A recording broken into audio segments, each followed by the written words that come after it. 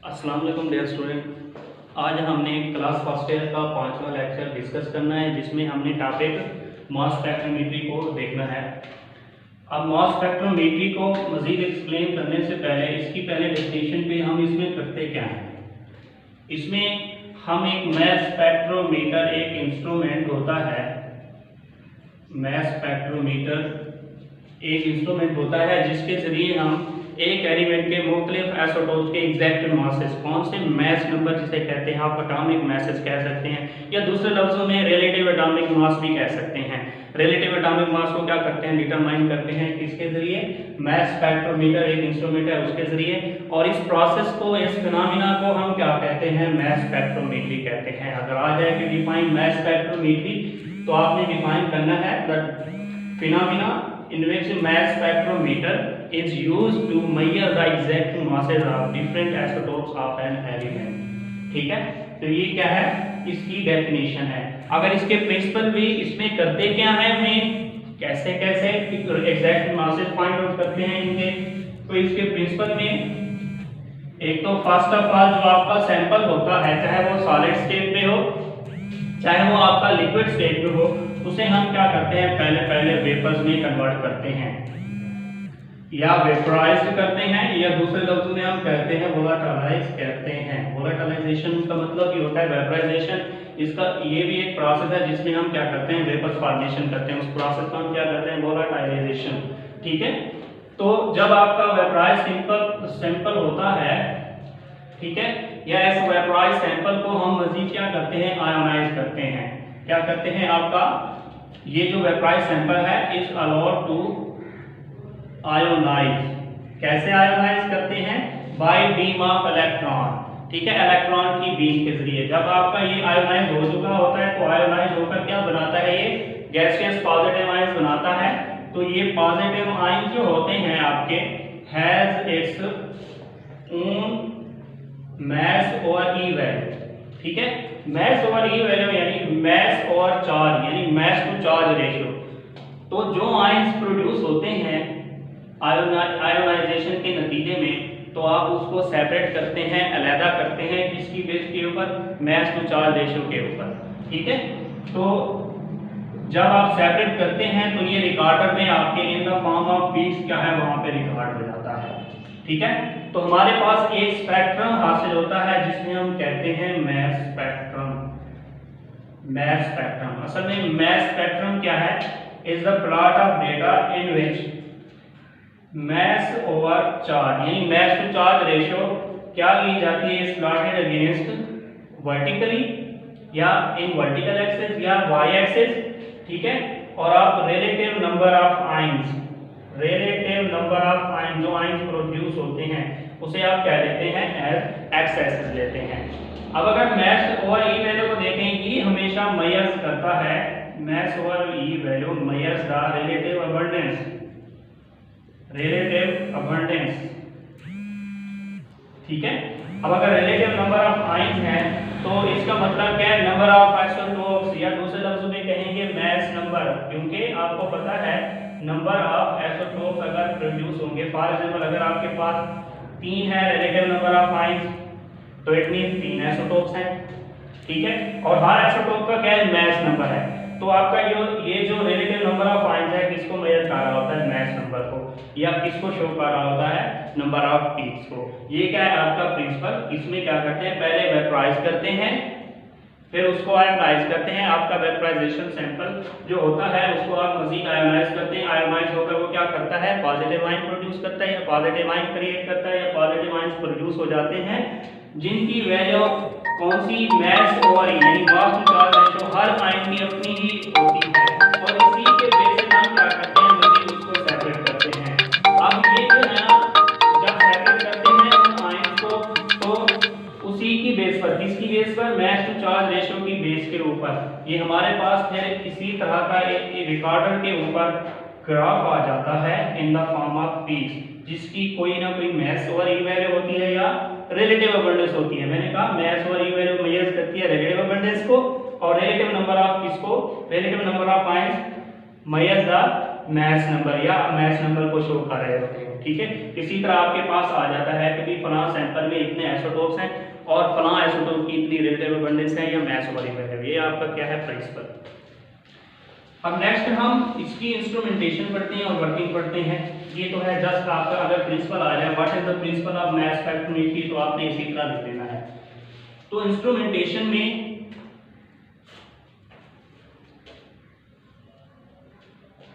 ये आपका इंस्ट्रूमेंट है,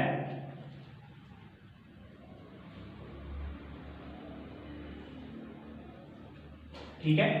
आपका ये क्या है, मास spectrometer, sorry mass spectrometer. Mass spectrometer consists of different parts. First one slits. First one is slit A. Second one is slit B. Third one is slit C. Fourth one is slit D.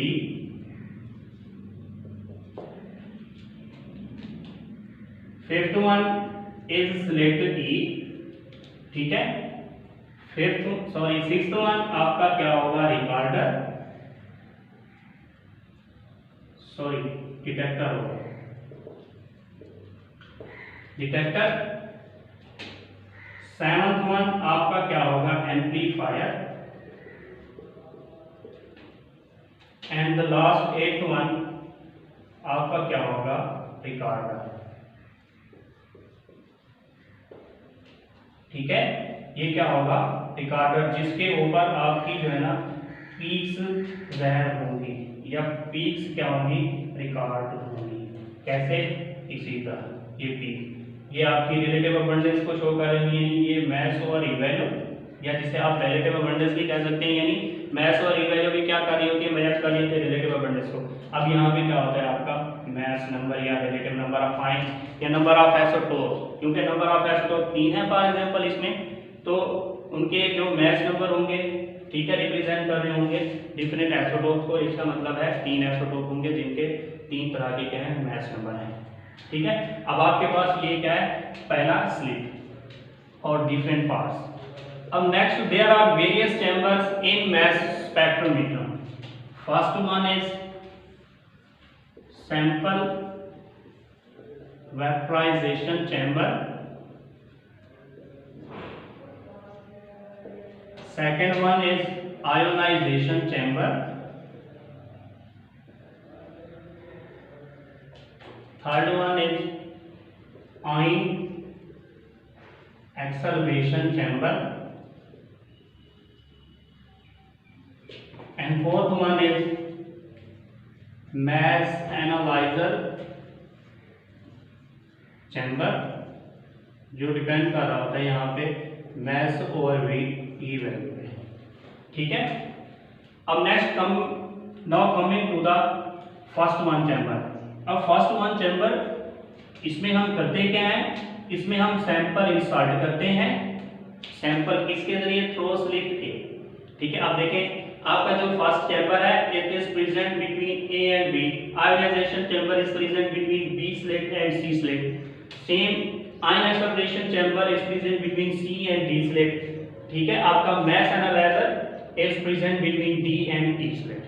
ठीक है, अब now coming to the sample vaporization chamber या first one chamber, जो कि हमारा क्या है, sample vaporization chamber है। इसमें आप सैंपल इंसर्ट करते हैं और उसको वेपर्स में कन्वर्ट करते हैं। आपके इस चैम्बर में या इस चैम्बर के आउटसाइड 2 कॉइल्स लगी होती हैं, जिन्हें हम कहते हैं हीटिंग कॉइल्स। ठीक है, अब जो नेक्स्ट है सेकंड चैम्बर, उसमें इलेक्ट्रॉन गन लगी होती है।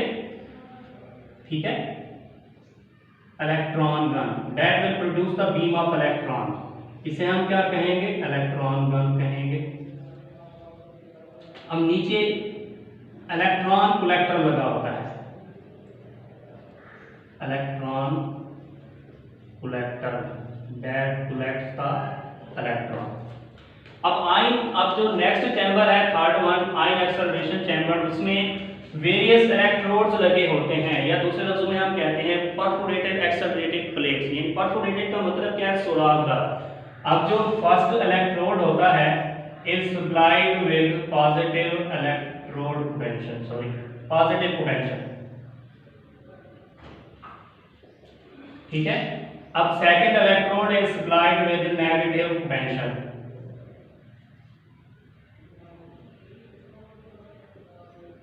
and third one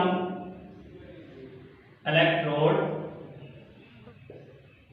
is supplied with more negative potential या highly negatively charged electrode, ठीक है। तकरीबन कितना पोटेंशियल दिया जाता है? या पोटेंशियल तकरीबन 500 से 2000 वोल्ट तक, ठीक है। अब the fourth one chamber, that is called mass analyzer chamber. In this chamber magnets are present. Magnets are present that will form the magnetic field. On the basis of magnetic field, ions are reflected and separated on the basis of mass over E value या mass to charge ratio. इसमें क्या करते हैं? Magnets लगे होते हैं जो magnetic field produce करते हैं, या मैग्नेटिक फील्ड की मौजूदगी में आयंस क्या होते हैं? आपके मजीद डिफ्लेक्टेड होते हैं और सेपरेट किए जाते हैं किसकी बेस के ऊपर? मैस टू चार्ज रेशियो के ऊपर, ठीक है। ये आपका क्या है? चैम्बर्स हैं। अब नेक्स्ट इसकी जो है वर्किंग आते हैं। ये क्या है? आपकी इंस्ट्रूमेंटेशन थी। अब इसकी वर्किंग के ऊपर आते हैं।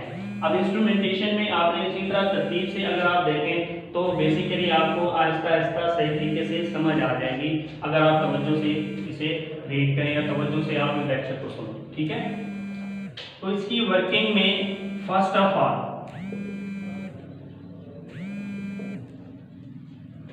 आपका जो सैंपल है वो इंसर्ट होगा थ्रू स्लिट ए, इसमें सैंपल वेपराइजेशन चैम्बर में।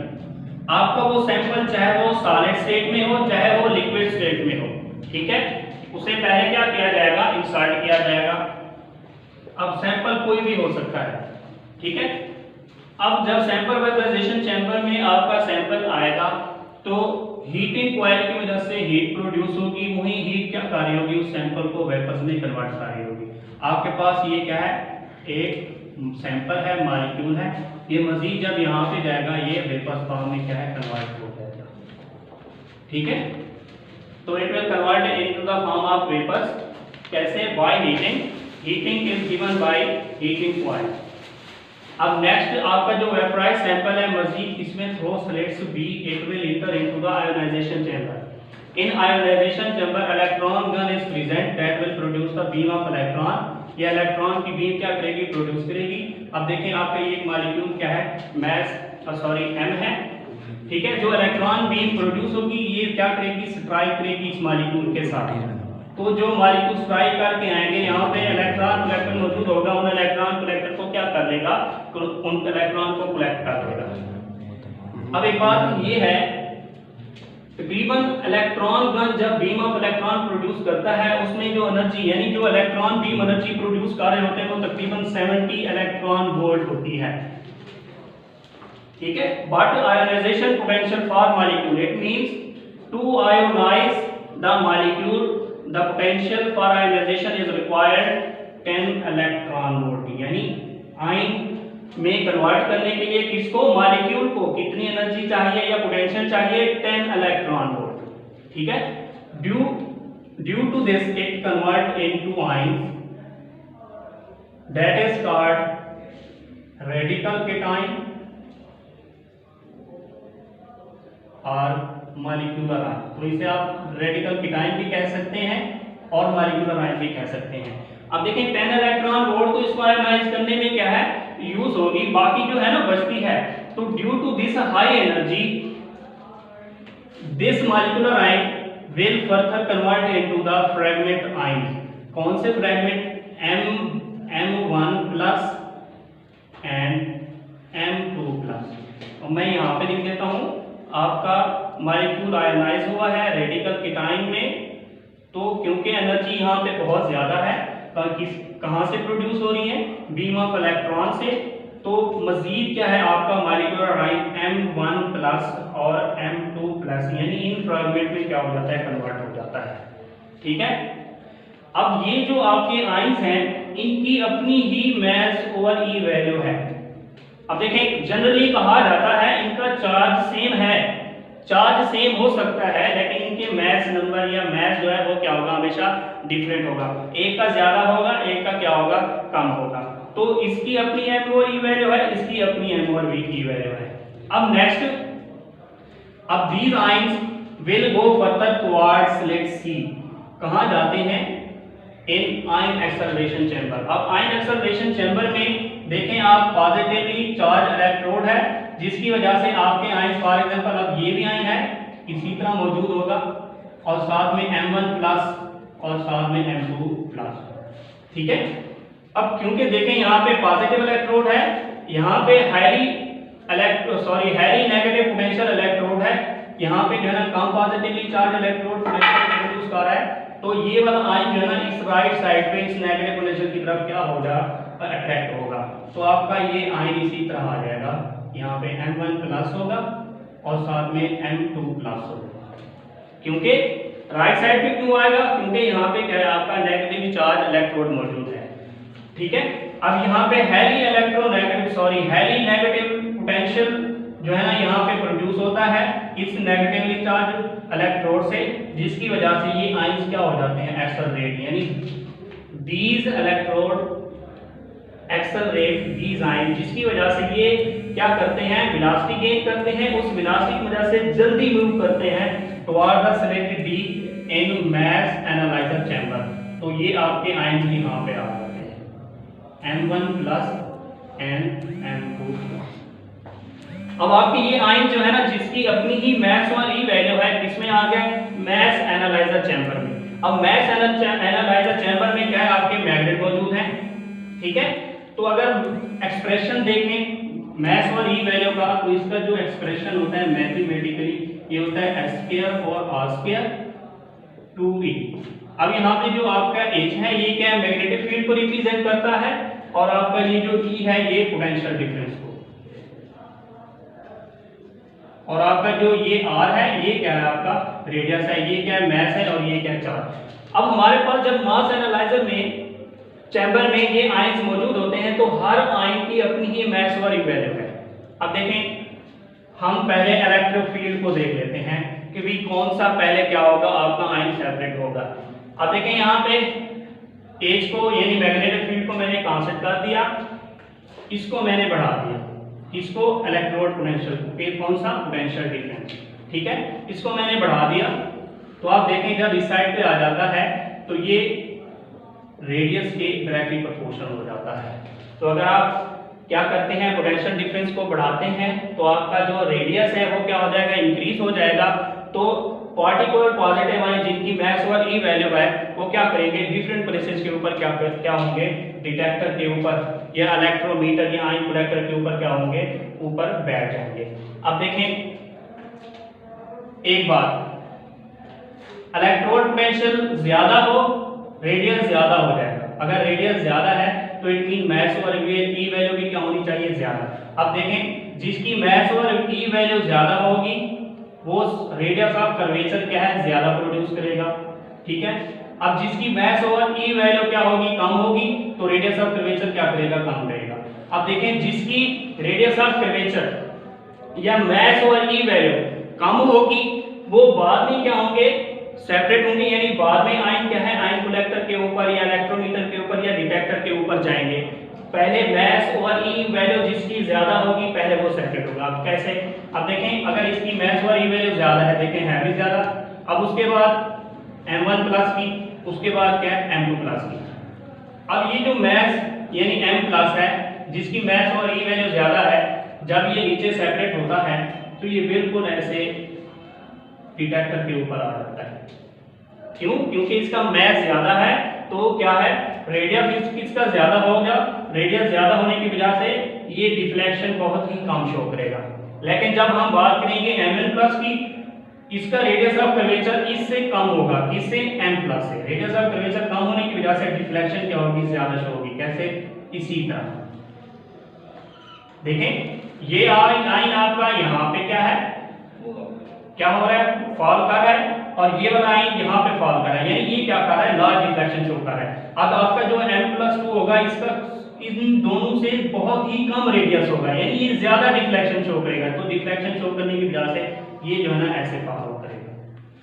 ठीक है, तो अगर आप देखें, आपका जो ये वाला आइन है और प्लेस पे गिर रहा है, ये वाला आइन है और प्लेस पे गिर रहा है, ये वाला आइन है तो और प्लेस पे गिर रहा है। तो मेरे कहने का मतलब ये है, तो आप अगर पोटेंशियल डिफरेंस को क्या कर दें, कांस्टेंट कर दें, मैग्नेटिक फील्ड को बढ़ा दें, मैग्नेटिक फील्ड अगर बढ़ जाएगी तो आपको पता है ये मैग्नेटिक फील्ड क्या होती है, इनवर्सली प्रोपोर्शनल टू आर। अगर आपकी मैग्नेटिक फील्ड बढ़ जाएगी तो आर क्या हो जाएगी, कम हो जाएगी, तो मैस ओवर ई वैल्यू क्या हो जाएगी, कम हो जाएगी। तो इट मीन, मेरे कहने का मतलब है जिसकी मैस ओवर ई वैल्यू ज्यादा होगी, ठीक है, उसका रेडियस ऑफ कर्वेचर ज्यादा होगा। ठीक है, तो और डिफ्लेक्शन भी क्या करेगा, बहुत ही कम डिफ्लेक्शन शो करेगा। डिफ्लेक्शन कम शो कर रहा है, देखें ये बिल्कुल ऐसे आ रहा है। अब मैस 1 की बात करें, ये मैस यानी m प्लस, यानी जो कैपिटल M है, ये आपका मॉलिक्यूलर आयन है, बनिस्बत इसके जो M1 प्लस आयन है, ये देखें लार्ज डिफ्लेक्शन शो कर रहा है। ठीक है, अब एक और बात समझाता जाऊं आपको कि in the presence of magnetic field low molecular weight will be deflected high, the path length will be high.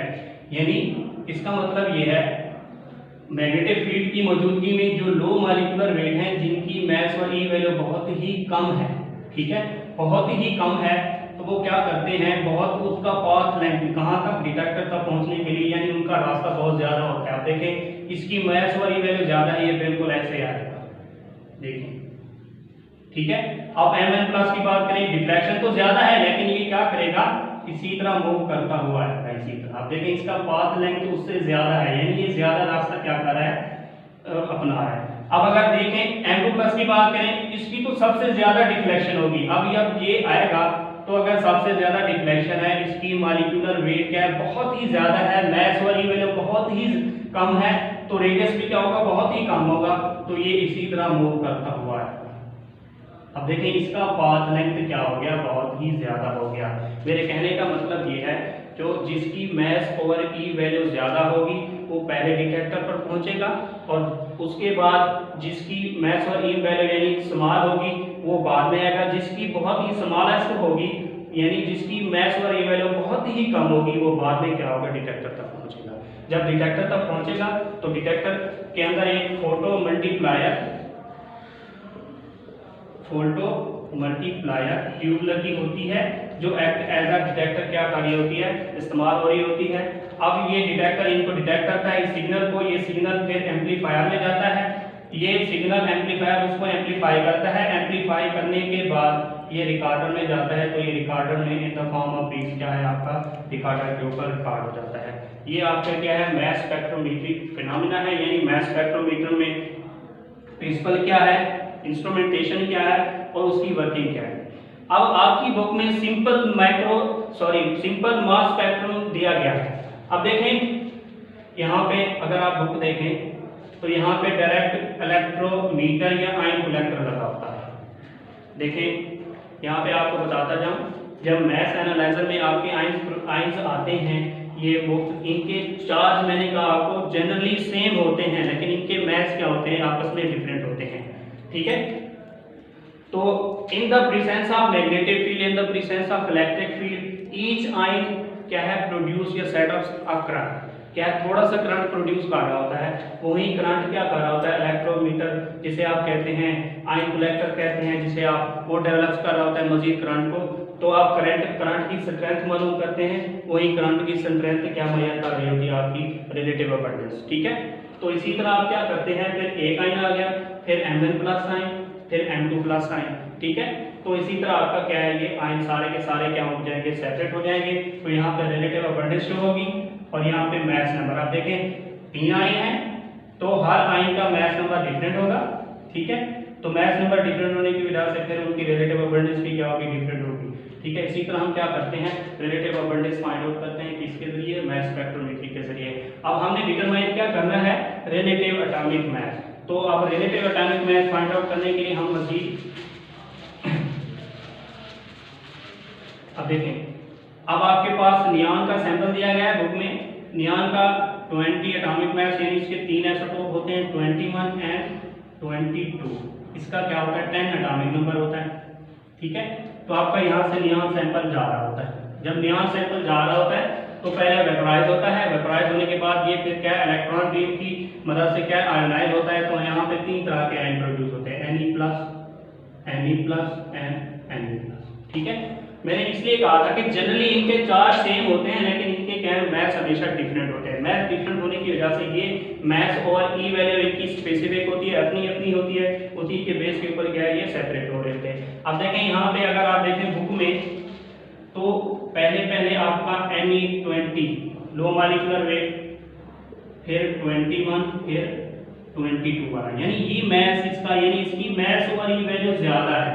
अब देखें मैथ्स और ई वैल्यू इसकी ज्यादा है, तो देखें ये इसका जो रेडियस है बहुत ही क्या हो रहा है, ज्यादा है, रेडियस ज्यादा है, लेकिन डिफ्लेक्शन बहुत ही कम है। ठीक है, आप देखें नियॉन 21 की इसकी डिफ्लेक्शन क्या होगी, बहुत ही ज्यादा होगी बनिस्बत नियॉन 22 वाले, क्योंकि इसकी मैथ्स और ई वैल्यू क्या है, बहुत ही कम है। किससे कम है, इससे, इसलिए ये क्या करेगा, रेडियस समान शो करेगा, बस डिफ्लेक्शन क्या है, ज्यादा शो करेगा। सेम टू सेम नियॉन की एम और ई वैल्यू क्या है, बाकी दो से क्या है, बहुत कम है, तो ये इस साइड पे गिरेगा। ठीक है, तो मेरे कहने का मतलब ये है, जिसकी मैथ्स और ई वैल्यू ज्यादा होगी वो पहले क्या है, डिटेक्टर में जाएगा, या पहले इलेक्ट्रोमीटर उसको क्या करेगा, प्रोडक्ट करेगा, फिर उससे करंट प्रोड्यूस होगा। करंट को मजीद क्या किया जाएगा, एम्पलीफाई किया जाएगा। एम्पलीफाई करने के बाद रिकॉर्डर के ऊपर क्या आ जाएगी, पीक आ जाएगी। तो आपकी पीक इस तरह आ सकती है। तो यहाँ पे आपकी क्या रिलेटिव अबंडेंस है वर्टिकली, और यहाँ पे क्या मास नंबर है, ये क्या है आपकी हॉरिजॉन्टली यानी एक्स एक्सिस के ऊपर। तो आपको 3 तरह की पीक्स हासिल होती हैं। ठीक है, नियॉन की। अब ये क्या है, नियॉन की 20 वाली, फिर 21 वाली, ये 22 वाली, यानी एटॉमिक मास की बात करें या मास नंबर की। अब इसकी जो है ना सबसे ज्यादा होती है रिलेटिव अबंडेंस, फिर इसकी, फिर इसकी।